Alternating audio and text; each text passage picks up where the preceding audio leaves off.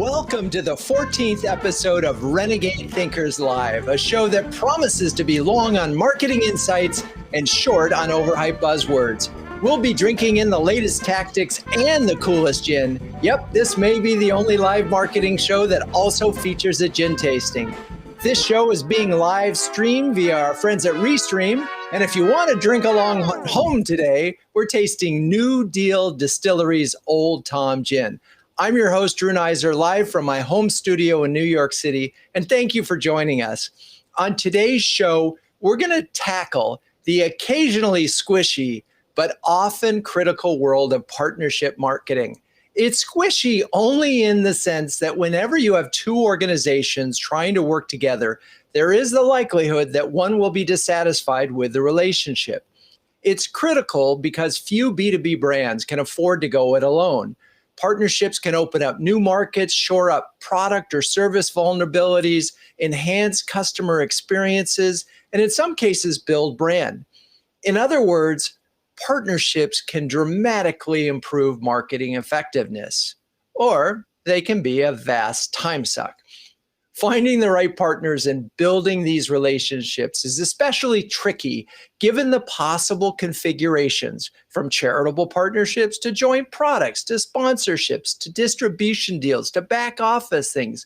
So in this show, we're going to explore the do's and don'ts, the ins and outs, and maybe even the coulds and shoulds.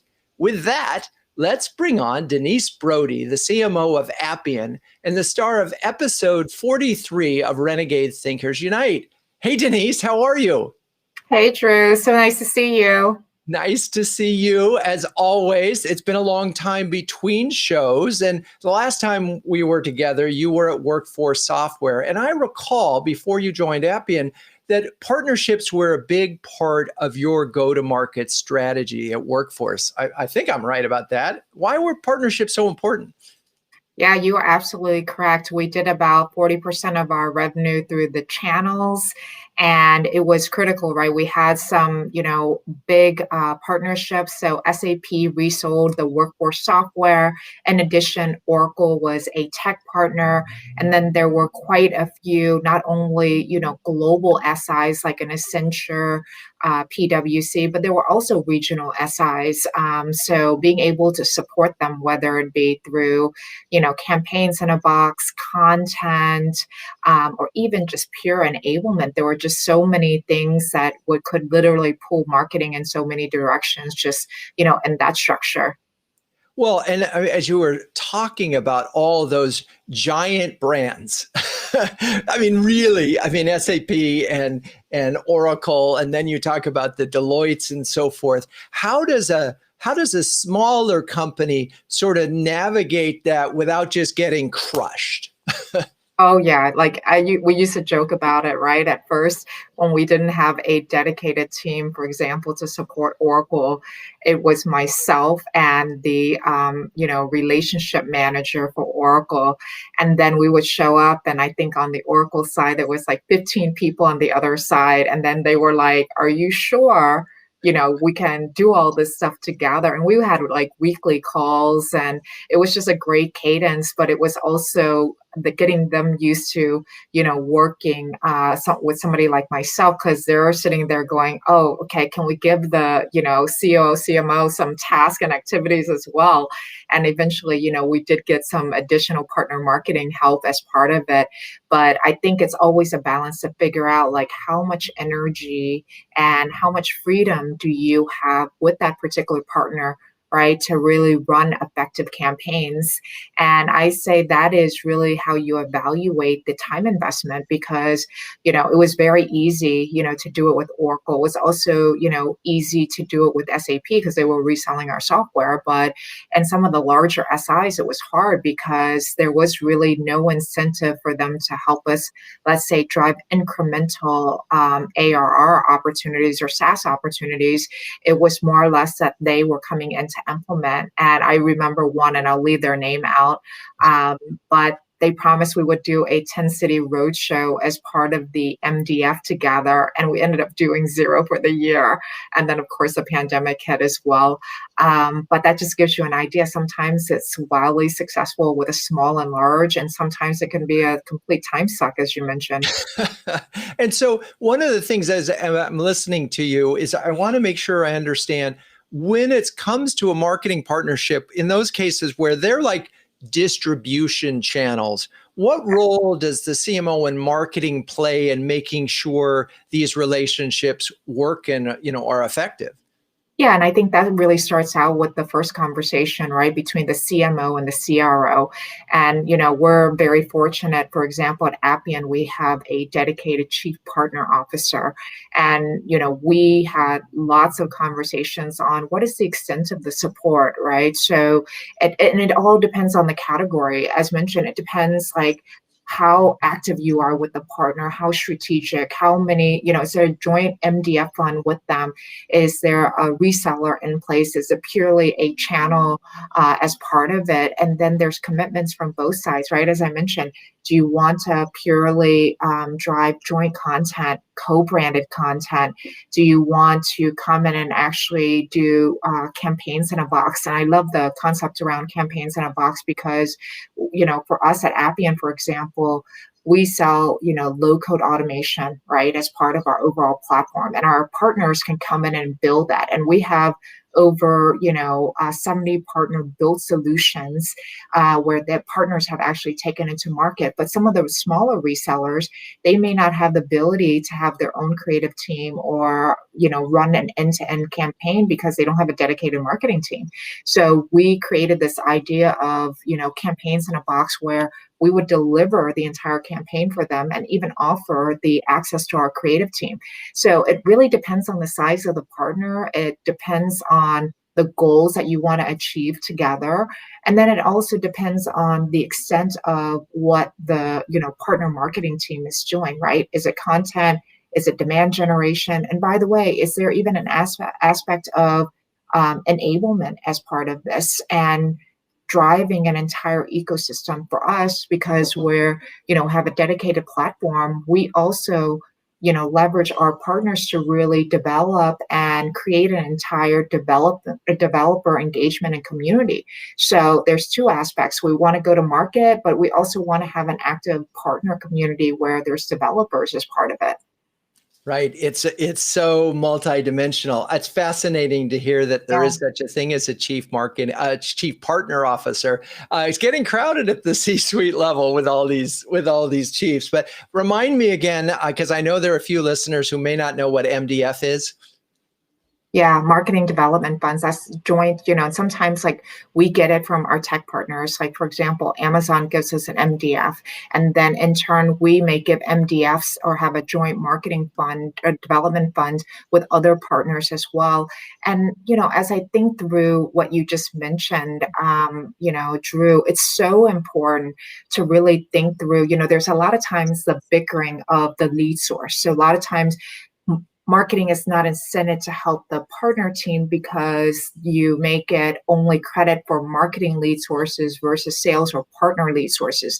One of the big advice that I would give is turn on multi-touch attribution and analytics in your company, where if you're coming in and you're touching a partner-led source, no one should care as long as you can say, hey, because marketing has been involved, and whether you're driving the content together, the demand generation together, the enablement, you're able to come in and touch that opportunity that is sourced by a partner, let's say 6 or 8 times.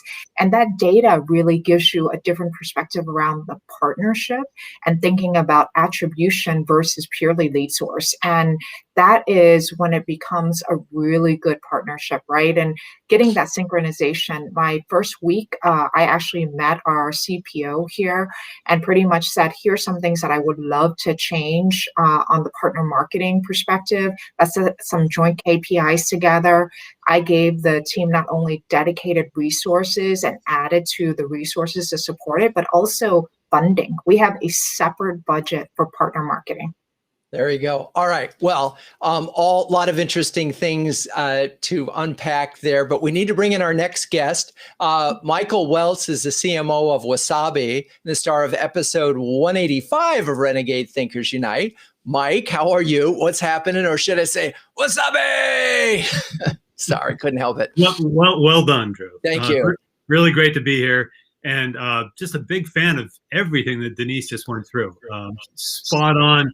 I did learn one big thing. I hadn't heard of a CPO yet. So there you go. Now request will be coming soon. Exactly. Well, that's part of the show, is that the guests should learn something while they're here. So one of the things that we've talked about several times in our conversations is that you have some pretty big competitors in the cloud storage space. What do partnerships and what role do they play in helping you compete with the big guys? Sure. Great question. So for those that aren't familiar with Wasabi, we're in the cloud storage space. So our competition is not small. We're up against, three small players named Amazon, Google, and Microsoft. And as our CEO and I found out in the early days, who in their right mind would back a company that would be taking on those huge incumbents? And so what we learned over the first 2 years as we started to get some traction in the market was the only way to keep pace, the only way to grow our market share was actually going to be through the channel, because it's actually an exposure of our two largest competitors, Amazon and Google. They don't have strong channel partner programs. So we needed to build a brand, and we needed to recruit partners fast. And so we actually took a 2-tier kind of approach to doing this. The first approach was to recruit partners on our own. But as we quickly learned as a startup, this is now our 4th year in business, that cloud storage is kind of a second part of a solution. Primarily, when you move data to the cloud, you do it through what's called backup or recovery. And so you'll go through a technology partner solution that ultimately points to the cloud storage solution. And we went and started to build out our partnership strategy through what we call technology alliance partners. That was critical in expanding our presence very, very fast, because what it did was it allowed us not only a great solution to take to market, but it gave us immediate opportunity and exposure to the already well-established channels of some of the largest partners in the tech space, including companies like a Veeam or a Commvault or a Rubrik. Those are the biggest names out there, Veritas, in the backup market.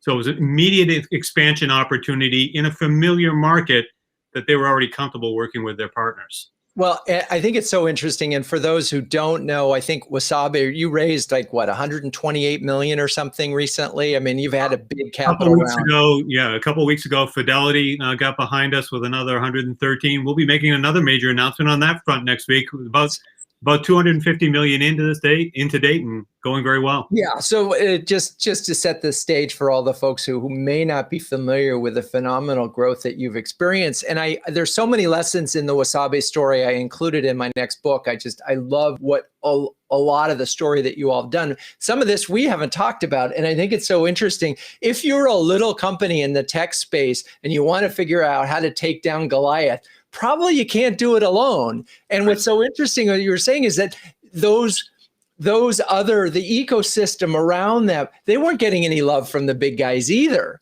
So in some ways that you're helping them and they're helping you compete. I think that's so interesting. So when you were first getting going with these partnerships, was the challenge simply that who the hell are you and why should we trust you?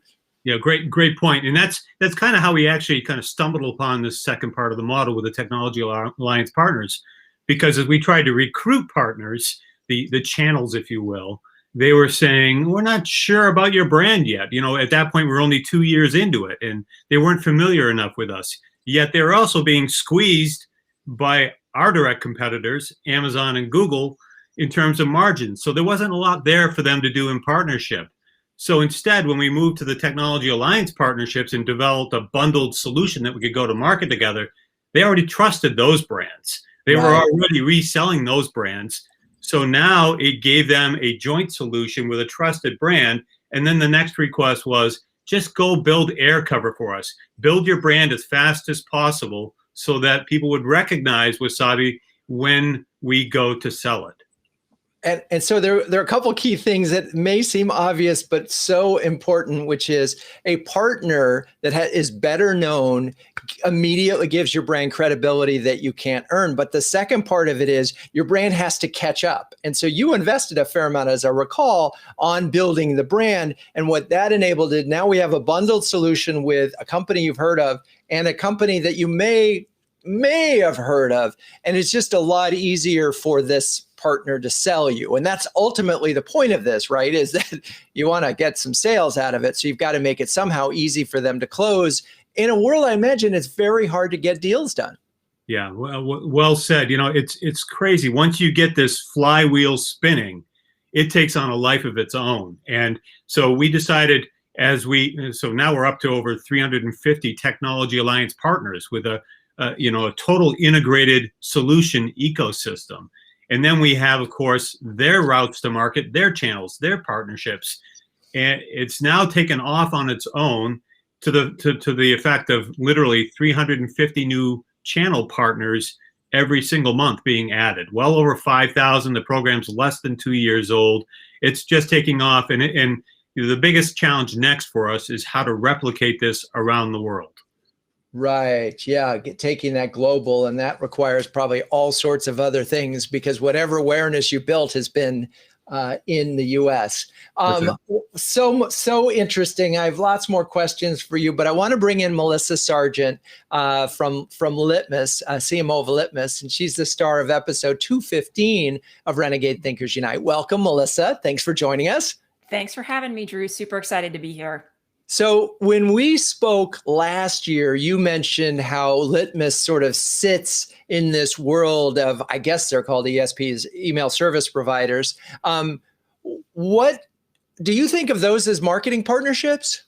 Absolutely. So the way Litmus works, Litmus is an end-to-end email optimization solution. So we help companies that are using Oracle, they're using Salesforce, Pardot, Adobe, HubSpot. They're using those for their marketing automation and to send their emails. We sit on top of that and help them automate the building, the testing, so that they know the different 90 combinations of clients that they're going to be sending to their emails are going to render properly. And then we also give them additional insights on the engagement tactics, the engagement with those emails. So absolutely, partners we consider them partners. We have partner relationships with them. We have go-to-market programs that we execute with them, and they're very key to our, the company's entire strategy. So talk a little bit about the go-to-market part of this. How does that interplay? What do you do for them? What role does marketing play in all of this? Yeah, our relationships are quite extensive in that there's obviously a technical piece of this because we have to make sure that our solutions integrate and that you can sync back and forth with the different ESPs so that you don't have to toggle in and out of tools from a practitioner perspective, the people that are using the tools. And then from a go-to-market perspective, we build joint go-to-market programs with a lot of these companies that we work with, a lot of these ESPs. So, we're doing a lot with Oracle, we're doing a lot with Salesforce, we're doing a lot with HubSpot, all of the big sort of marketing automation vendors that you typically think of. And what those joint go-to-market plans are is think of them as mini integrated marketing plans. Just like you build your entire integrated marketing plan for the year, we build joint go-to-market plans with those partners. So you'll see it in programs like joint webinars, sponsorship of each other's events, blog swaps, joint customer success stories, all of the tactics that you traditionally use in a direct, sales motion. We partner with them to get greater lift from that because we're both trying to achieve the same thing. They want people to be invested and get more value out of their solutions. And we help drive the marketing effectiveness of their email programs for our joint customers. Oh, that's interesting. So, the one clear thing about these partnerships is that, and you used it, that shared goals, right? And shared things. But in your case, it sounds like they're actually using your tool as part of the campaign management. Did I hear that correctly? Or is more about how Litmus sits on top of Eloqua, Oracle, or Salesforce's Pardot, or HubSpot. It's email. Maybe I missed it there. So in some cases, it's both. Some of them will actually use Litmus. They are not only partners of ours, but they're also customers of ours. They want their emails to go out beautifully and render on the devices the way that people expect to be able to view them. But in terms of the joint go-to-market things that we're doing with them, it's having a webinar with Salesforce and Epsilon, who's another big partner of ours. We did one of those, a few weeks ago, and lots of joint content. It's phenomenal. We get really great uplift on our content. So if you think of an ebook, that's the state of ... with both, Litmus plus one of these big ESPs, we get fantastic engagement from that and a lot of value for both companies. And is part of this the fact that you're getting their list, you're getting given, and so you're reaching people that you weren't reaching on your own? It definitely, we're able, helps us tap into new audiences, and they get to tap into, Litmus is blessed with a very passionate community of email practitioners. And so they, are able to have greater access and be able to surface up what they're doing to that audience more readily. Interesting. And again, I want to, your Litmus is a relatively small brand compared with Oracle and Salesforce. How do you avoid, not getting squashed? Yeah, it was funny when Denise was talking about sort of having those big groups, like at SAP, and then I think she was talking about Oracle as well. It's interesting because when we come to a meeting, there's like 3 or 4 of us, and then when we invite them, there's a lot of folks on their teams because they just have much bigger organizations than we do here at Litmus. But it's really a benefit for us. We don't actually find that we're getting crushed by it. What's interesting is that I found that you're only limited by your own imagination in terms of what to ask for as part of those relationships. So if you don't ask, you don't get. And what we find is, they have different resources that they can tap into internally, whether it's publishing a joint customer success story, or somebody someday will all go back into a studio somewhere in an office and be able to do some higher production value things. We can scale, we can work with them and scale much more effectively than we can do on our own. Right. Interesting. So you're counting on their scale. You just got to live with the fact that they're going to bring an army when you're going to bring a small team. Chances are, it's like, how many Oracleans does it take to, do a campaign? But anyway, let's bring back Denise and Mike. And it's funny because this topic came up yesterday or the day before in a huddle where one of the CMOs was talking about partnerships in the context of extending content. And that gives me a chance to plug CMO Huddles, which I'm going to do for a second. So for the audience, we launched CMO Huddles in 2020. It's an invitation-only subscription service that brings together an elite group of CMOs to share, care, and dare each other to greatness. Now, one CMO described Huddles as timely conversations with smart peers in a trusted environment, while another called it a cross between an expert workshop and a therapy session. Anyway, Denise, Mike, Melissa, maybe you could share, does any of this, what I just said, match with your experience with Huddles? Yeah, absolutely. Give me a little bit of flavor. Mike, Melissa, some thoughts on while you're there. I was in a huddle just a couple of days ago, and it's a real-time situation here for us at Wasabi. As I mentioned earlier, we're all about expanding our footprint globally right now. And we're trying to determine internationalization techniques, not only on our website, but content translation. And so I went on to, the CMO Huddles Slack channel and solicited names of vendors and web companies, et cetera. And, within minutes, I received a host of opportunities there. So it's perfect for, just about any scenario like that. That's awesome. Okay. Melissa, unless you wanted to add anything, we'll just keep on moving. I'm good. Okay, good. All right. So we're all here now and we're talking about a partnership, and let's pre where you are now, but have you ever had a partnership that just went off the rails?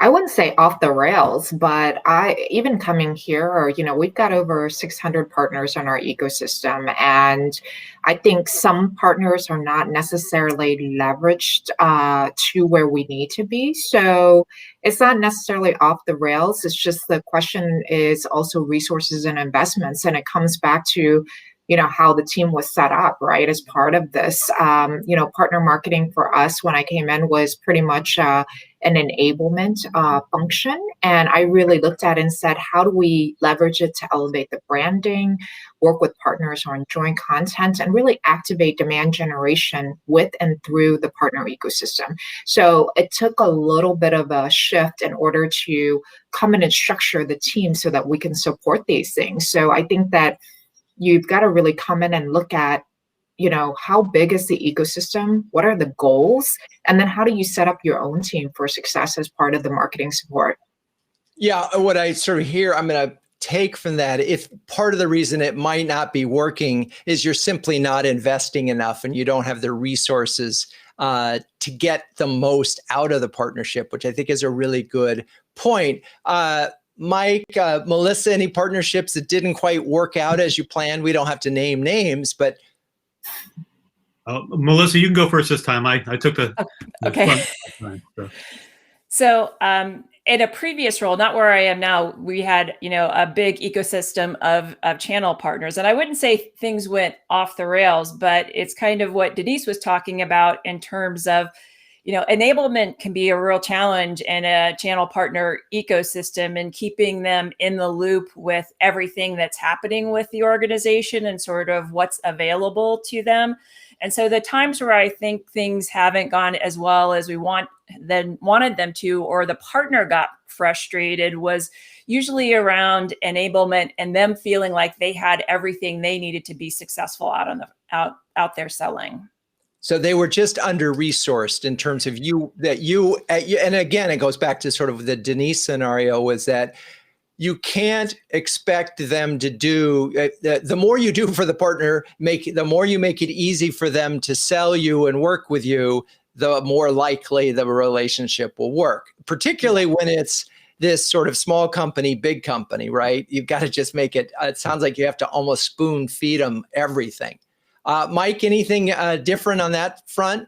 I would just say that in this new, modern digital marketing era, with things like, your partner portals and all the analytics that are available to you now, you can stay very close to your partners and how you work together. And for us, to net it all out, it really comes down to what kind of pipeline's being generated.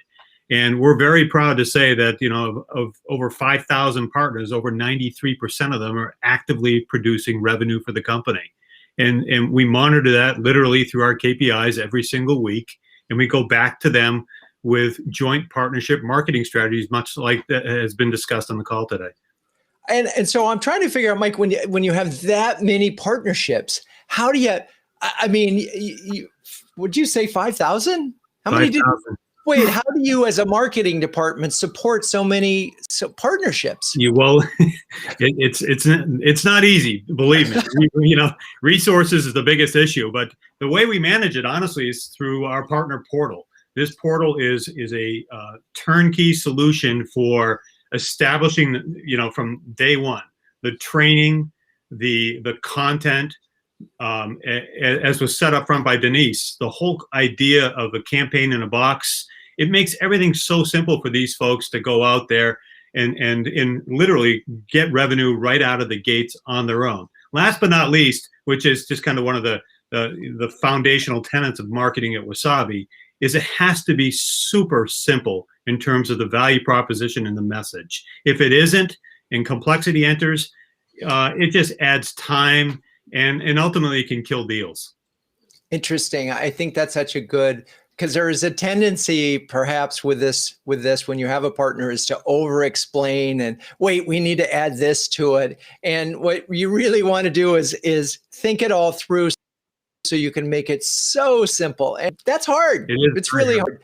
It's hard to do it well. Well, I think this is a perfect time, as we're talking about the challenges, to take our break for the gin tasting. This is when we go grab our cold glasses, cold ice cold glass, and you get to watch a little video while I go get my gin. So we'll be right back.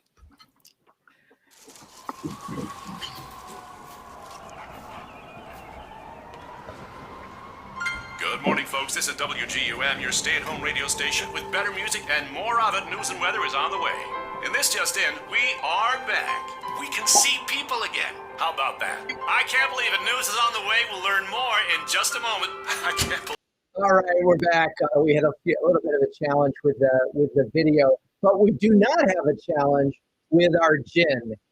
Today we are tasting New Deal's Old Tom Gin, and there's so many things I love about this gin. The bottle, you'll see. What, you can't hear me? I did not change my sound. Everything okay on the sound front? Let's see. I love the fact that we have a live show, but my sound is okay. Sorry. Anyway, I think we're okay. It could be. Well, I'm assuming you can hear me okay. Anyway, we're talking about Old Tom Gin here, the new deal. New Deal's Old Tom Gin. And I want to say, let's bring on the, it's really bad, they say. Well, I don't know what to do about that. I'll tell you what, Melissa, why don't you bring on Tom Burko, and Tom can answer the question about the distillery, and I'll see what I can do about my sound. Tom, welcome. Oh, good to be here. How you doing? Oh, good. With a live show, you can't be sure how things are going to go. Sometimes you have a glitch now and then. Anyway, first of all, tell me a little bit about about this thing. Why is there a Tom Cat on your Tom Gin? Well, Old Tom Gin is actually what they called the gins in London long before the dry gins. And long story short, they actually used to serve them out of the side of the pub in these old cat sculptures. Like someone come up with a penny in their thing and they pour it through the cat's mouth and you just grab your cup.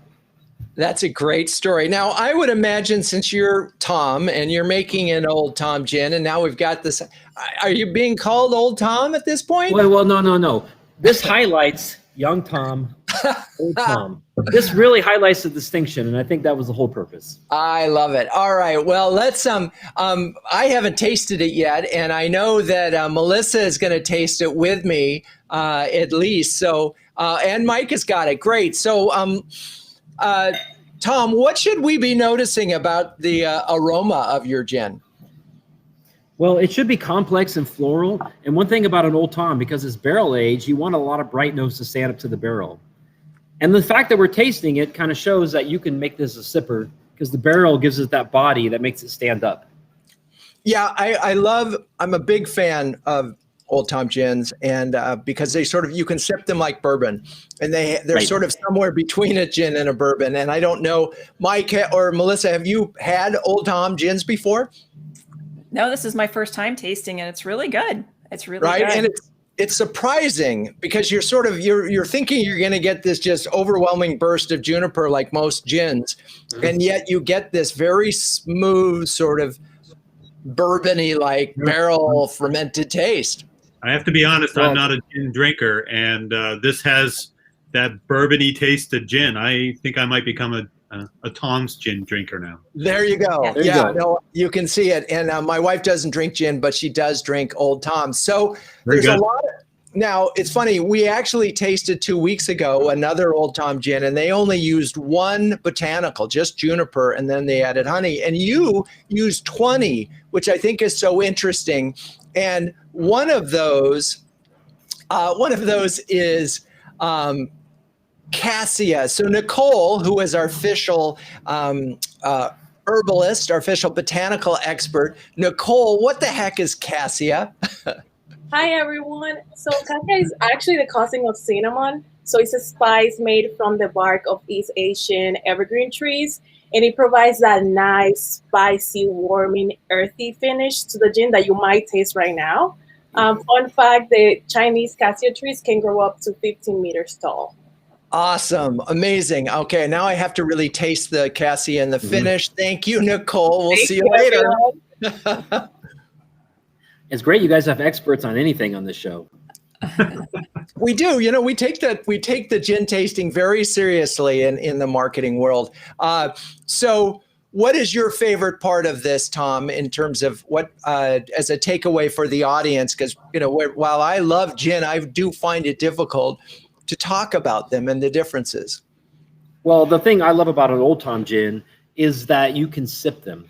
I mean, right. no one, well, we do. We sip dry gins all the time. But because of the barrel aging and the sweetness and the wine in the barrel, like you said, this can be on the rocks. This doesn't have to be made in the cocktail. I also like that it goes well with like the citrus floral drinks, like the last words, things of that nature, Vespers.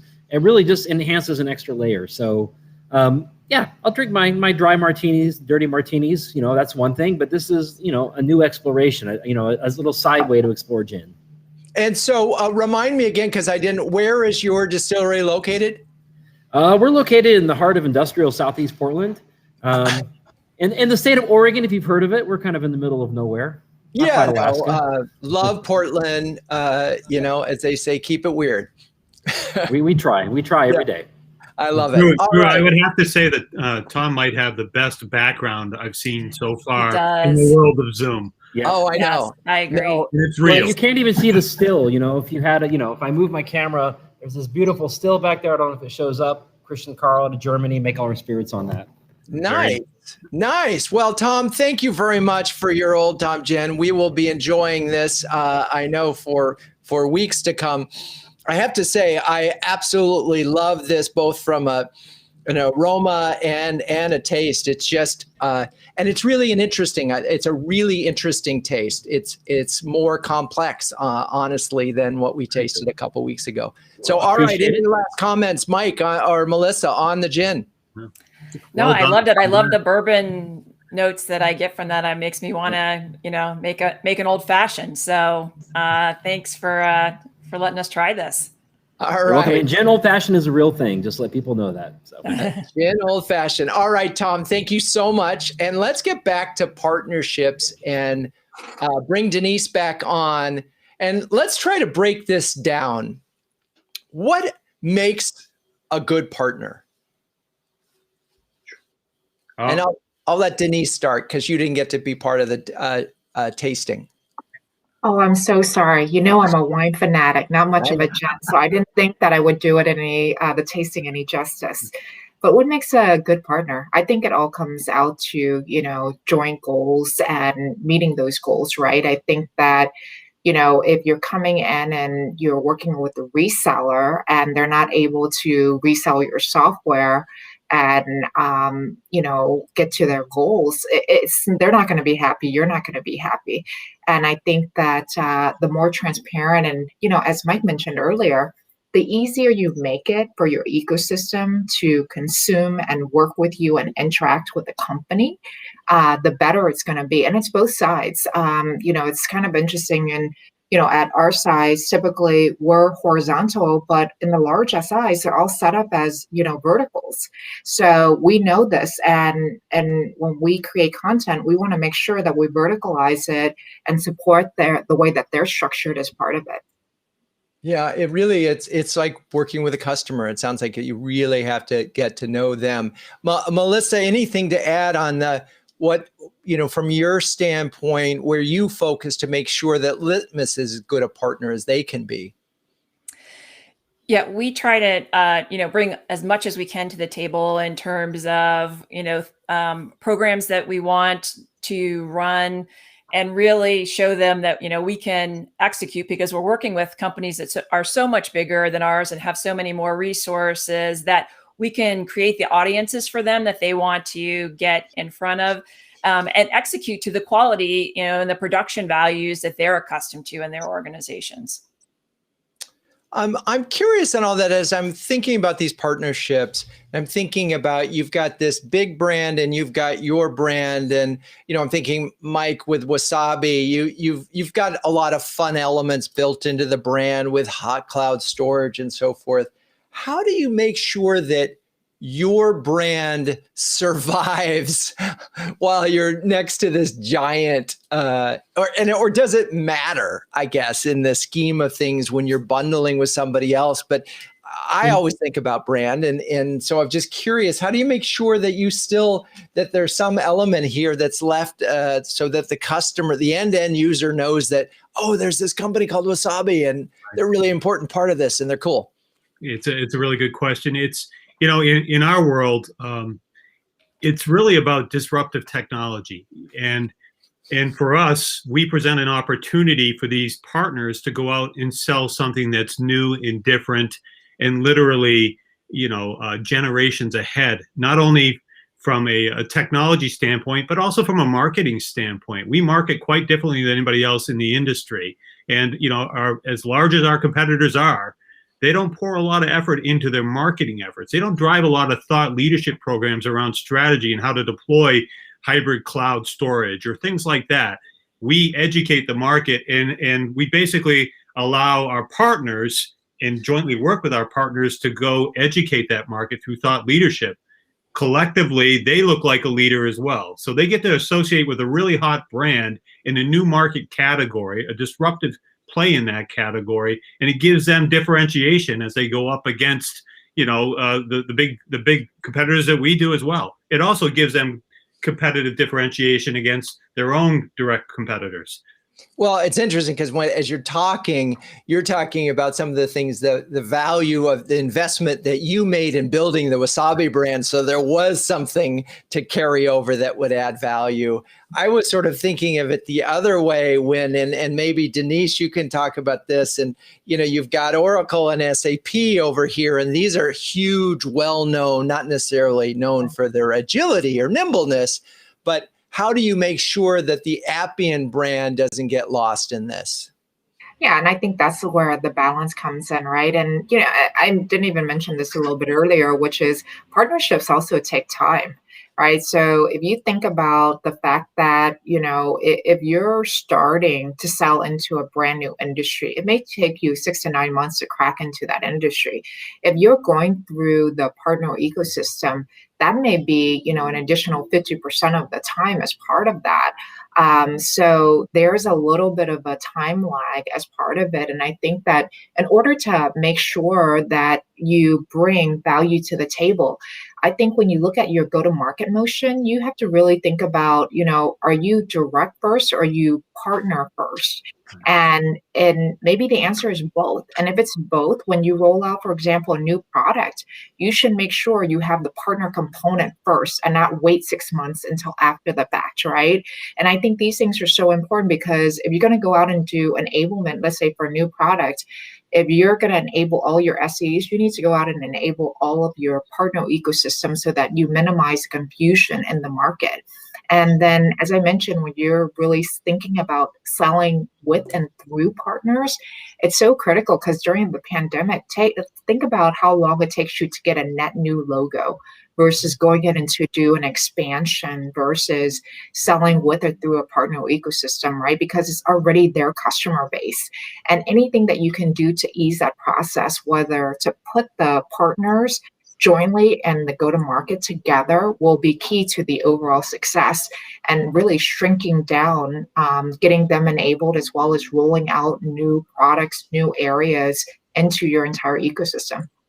I think there are several things that you said that were so interesting to me, but we think a lot about how important it is before you launch a new campaign to get your employees up to speed to understand what that is and so forth. And there's just this whole nother element to it with partners in that you have to get them involved too. And I think that could be one of the places where people make a misstep, right? As they sort of say, we took care of we got our sales guys, we've enabled everybody there, we're going to launch this new campaign and this new oh, wait, the partners. So if you really want to support that ecosystem, I guess you really got to support it as if they were just members of the team, which I think is so interesting. Okay, we're at the moment where we ask on the show, what would Ben Franklin say? And we do that because I'm obsessed with Ben Franklin. I consider him America's first chief marketing officer.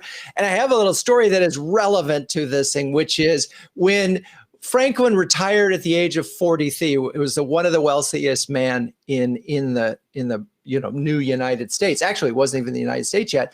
And one of the ways that he made his money and continued to stay wealthy was through partnerships. What he did was he set up printers all up and down the Eastern Seaboard. He invested the money and he set these printers up and got them started. And then he took 50% of the profits, but he took all the financial risk. It worked out very well for Ben. And anyway, when it comes to partnerships, the quote I want to feature is, "In differences among friends, they that make the first concession are the wiser." And so I want to think about that in the context of partnerships. So as you guys are going to these big folks, do you think about trying to keep this balance? You realize that it's really about, you give within reason, you make a concession. You don't necessarily try to get every last inch of every single deal. Just curious. Melissa, you want to take that one? Sure. I think he's exactly right in terms of making concessions, because I think you want to, as a company that's partnering, be a company that's easy to do business with. And so, and you want the relationship, because the value of the relationship is far greater than the 20 things on your list. Maybe if you only get half of those to start and you can demonstrate that you can provide them value, they're going to want to continue to work with you over the long term, because you're not looking at these partnerships as a one quarter thing. We're trying to build sustainable value for our companies. And as Denise said, these things take time, as do the partnerships and learning how to work together and get the most from both organizations. So as you were talking, it occurred to me, we spend so much time in our industry talking about CX and customer experience. It feels like we need a new term, PX, as in partner experience. And we need to be able to measure that. And I'm curious, how do you currently measure partnership success? Mike, you want to take that one first? Well, like I mentioned before, for us, it's all about pipeline and then conversion of pipeline. And so, that's where the rubber hits the road. That's how our CRO measures whether we in marketing, and especially marketing, are getting the job done. Beyond that, we also measure it in terms of their ability to carry forward as brand evangelists. And back to your earlier question, Drew, are they promoting our brand equally as much as they are their own in a partner's solution that they take to market? So I'll go back to the comment that you made about Ben Franklin. The key word that stood out there for me was invest. He invested in them. And that's exactly what we had to do. We continue to have to do, especially as an emerging company, invest heavily up front in them, and then the returns come back. And our pipeline conversion rate is the perfect proof of how that investment is paid off. So I heard a couple of things. I heard, yes, how many deals that they are sort of setting up. That's pipeline conversion, are the deals that they close. But I also heard share of voice, if you will, or share of market, which is another one. What we didn't talk about is sort of any kind of thing like this PX notion of how does everybody feel about things? Was this a friction-free experience, or was this a painful one? I'm curious, Denise, do you look at partnerships with any vision towards the ease of experience?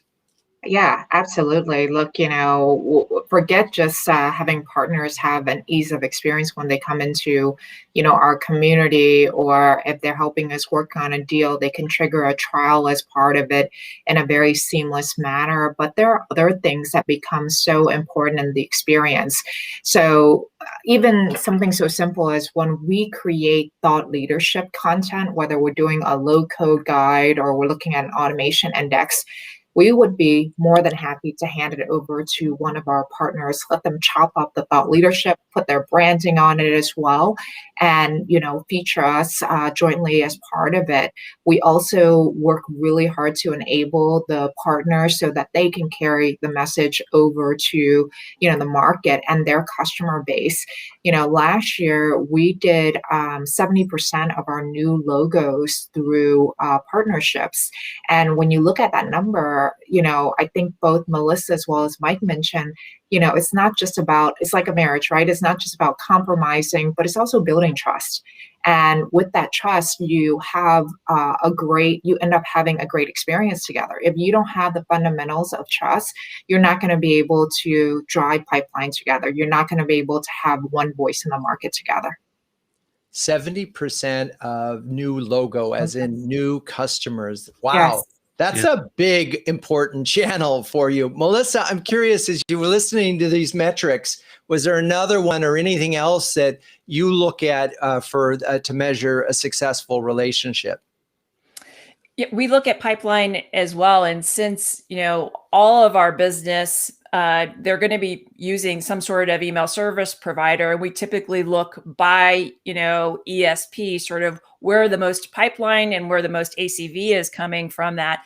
And we set specific targets that we look at, as part of our entire integrated marketing plan and as part of our business plan. So absolutely, pipeline. So I'm curious, one of the things that I know some brands are really concerned about is the management of reputational risk.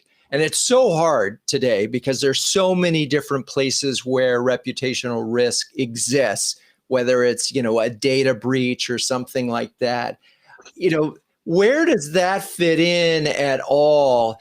And I remember, there are certain companies that you work with that have incredible requirements, for example, from a security standpoint or a data storage or even a data process in an office working situation. I'm just curious, how do you deal with that factor of reputational risk when it comes to sharing your brand with another brand? Who wants to take that? How about Denise? Yeah, Drew, that's always a balance. Look, when we partner, whether it be with a large SI like an Accenture or PwC, just automatically assume that we're just one of the practices that they have, right? So I think this anchors back into what I commented a little bit earlier of the trust is so important.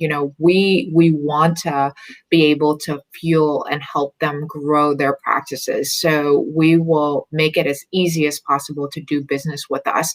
But at the same time, we try to also make it very inclusive for the partners to come in and, if they're working with the customers, doing the joint stories, doing all those pieces together. What we try not to do is to really break that trust where we will come into a deal with 2 to 3 partners at a time, right? And try to really identify that as part of the go-to-market. And I think that, there's so many, components, right? So if we've got, let's say, Booz as one of our partners and, the Fed space for us, it's not just the security of, providing the content or the focus areas for marketing into and giving them our brand, but then the other side is like having FedRAMP certification and having all of the standards to support whatever joint go to market and focus for the industries is also critical. Right. Interesting. Melissa, how about you in terms of, obviously you're dealing with a lot of big brands that in theory are taking care of their reputational risk, but do you think about that at all? We do. Because we go through the same robust security, whether it's like SOC 2, and all of the privacy regulations. And I think really what it does, it comes down to trust. And that's one of our core values, building customer trust and expanding customer trust is a core value within our organization. And that's something that we share very readily with our partners so that they know everything that we're doing to maintain our side of the house in that. Interesting. So there's a lot of, you guys have used trust a lot, and obviously a partnership would have to be built on trust. There sounds like there's a lot of transparency and planning. I'm curious from a marketing added value standpoint, right? Because you have a chief partner officer in the case of Denise, at least. From a CMO standpoint, where is the place that you can have the biggest impact in this? And then where do you just sort of say, I got to turn that over to somebody else? Because you have so many things to do. How do you make sure that you're getting maximum leverage from the CMO position and then sort of moving on? I'll throw that one at Denise.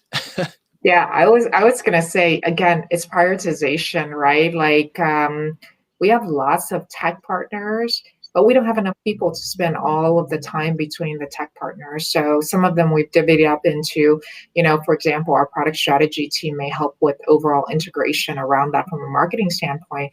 But where we apply partner marketing is going to be on our number one tech partner because there's a joint MDF fund already established there. And that's important to have that transparent conversation. Like that was just a conversation last week between, the CPO, the CRO, as well as, myself to say, hey, limited resources, new focus on, all the stuff that we're doing. So can we just take the number one tech partner versus trying to cut across all of them? And I think you just got to make some of those tough business decisions and be really transparent about it.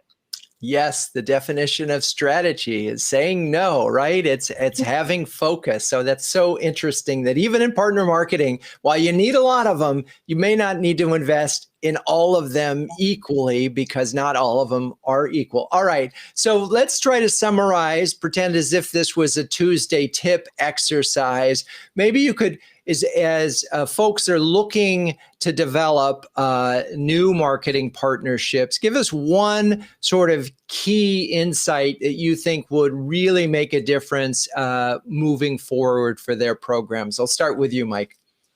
Well, I think that we look at the partnerships that we have, the partner program overall, as really one of our key intellectual property assets for the company. And I think that's an interesting way of approaching it with the executive team, with leadership, with your board of directors to pitch it that way. Because as you build out your partnership network, it becomes a force in the market and it becomes defensible IP for you.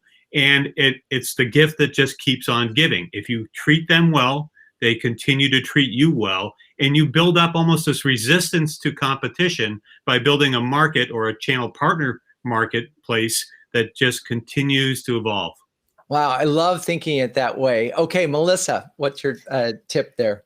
Yep, I think I'm going to build on what we've been talking about related to trust, because I think you have to go into this with a shared understanding of your joint goals and really document those as part of your integrated marketing strategy.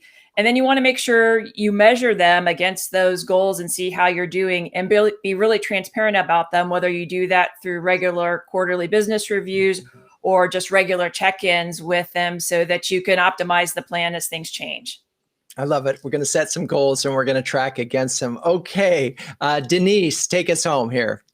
Yeah, I would really look at this and put my growth marketer hat on. And when I look at the growth strategy of the company, I would come back and ask the question, if you were to market with and through partners, could the marketing team actually have an impact on the overall growth strategy? So, for us last year, if we're getting 70% net new logos and through the partner ecosystem, adding more marketing resources, dollars, investments, would that help grow that even higher, or maybe even shift it into taking it into expansions as part of it, right? So I think when you put your growth hat on, you've got to really ask the question, if you're putting in resources and dollars, does it drive incremental, ARR for your company? And that should then help you answer the question, do you invest or not?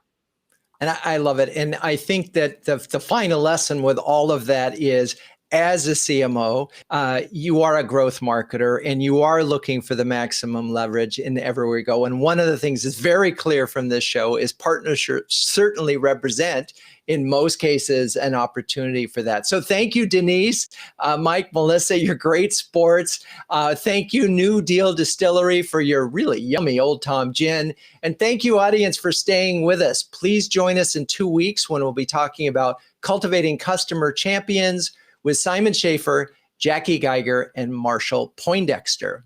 Cue the music, Melissa.